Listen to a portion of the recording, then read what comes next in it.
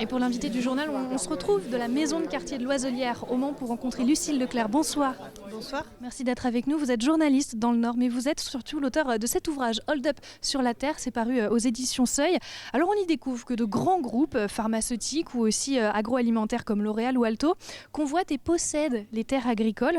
Quel est l'intérêt pour ces grands groupes de les acheter et de les exploiter? L'accaparement des terres, moi j'en avais déjà entendu parler avant de faire cette enquête, mais pour moi c'était quelque chose qui se passait plutôt au Brésil ou à Madagascar. Et je me suis aperçue que, comme vous le dites, ça remonte à une dizaine d'années, donc depuis le début des années 2010, que des groupes industriels acquièrent le foncier en France. Alors oui, il y a une continuité dans la mesure où aujourd'hui, vous savez qu'on a de très grandes exploitations. Par exemple, savoir que les fermes en moyenne font 2 fois la taille qu'elles faisaient il y a 10 ans. Et donc ces méga structures, ces méga fermes qui s'agrandissent, finalement, parfois elles sont tellement chères qu'elles peuvent être rachetées uniquement par des géants de l'économie. Comme Chanel par exemple qui a racheté des terres dans le sud de la France, 300 000 euros prix de valeur globale, ils les ont rachetés 10 millions d'euros, impossible pour les agriculteurs de s'aligner. Et cette situation elle touche aussi la Sarthe, 67% de notre département est couvert par des terres agricoles. Et dans un village sartois, 350 habitants dans le Perche, Fleury-Michon est arrivé un jour. Oui, tout à fait. Et Fleury-Michon a désormais une ferme où naissent 6000 porcelets par an. Et où sont employés des ouvriers agricoles, c'est-à-dire que qui fait le plan de culture, qui décide des rations alimentaires pour les porcs, c'est Fleury-Michon.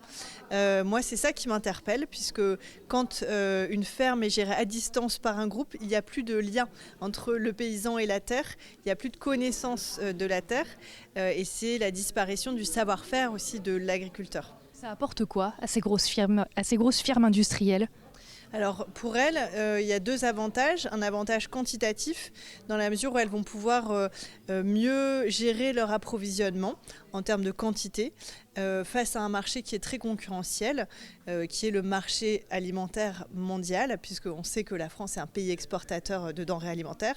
Et le deuxième avantage, c'est au niveau de la qualité, puisqu'elles vont pouvoir faire varier leur production agricole en fonction de la demande. Quand on fait un plan de culture dans une ferme, c'est sur des dizaines d'années. Et en fait, lorsqu'il y a une exploitation qui est gérée par un groupe, il y a une plus forte malléabilité que lorsque c'est un agriculteur ou une agricultrice qui est aux rênes de manière indépendante. C'est quand même assez tabou et pas forcément très connu. Pourquoi c'est si secret ?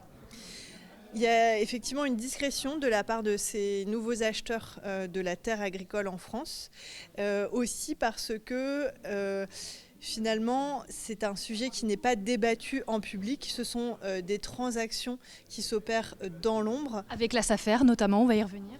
Oui, tout à fait. Donc la SAFER qui est un acteur incontournable sur le marché foncier.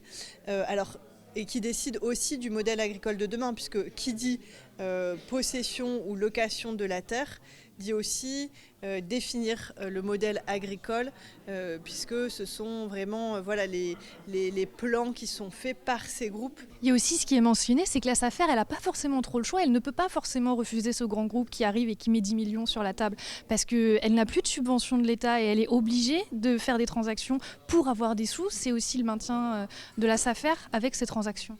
Oui, donc la SAFER, c'est la Société d'aménagement foncier d'établissement rural.